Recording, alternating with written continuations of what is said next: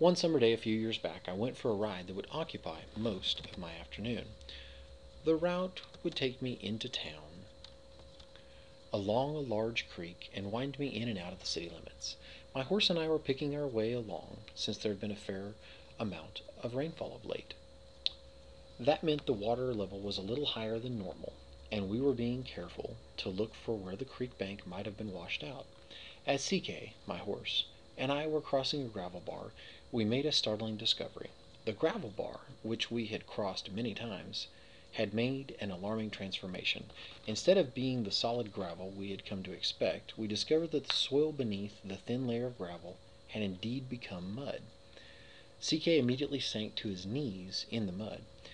He calmly reared up slightly and plunged ahead, only to find himself just as stuck and only inches ahead of where he had been. I decided to lighten his load and hopped off, only to find that instead of being mired in the mud as he was, I was standing beside him on top of the gravel. Apparently my 200 pounds weren't enough to get me stuck, while his 1,000+ pounds were.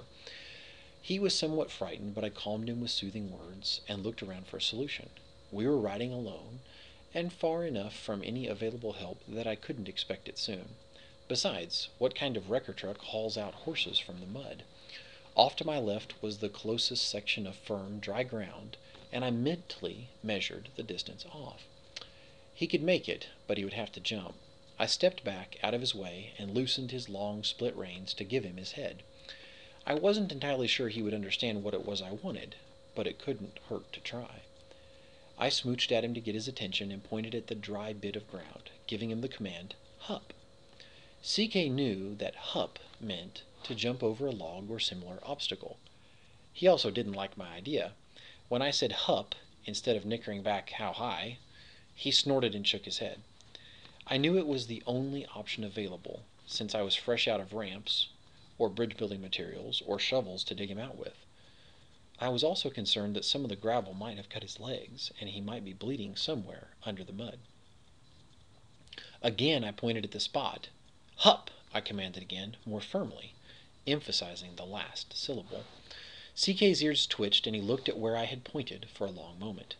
I had used gestures to show him things many times in the past, and he knew what I was pointing at, and he knew what I wanted him to do. I was about to give him the command again when he reared up on his hind legs and jumped. I was startled by the suddenness of the move, and once again impressed by his agility.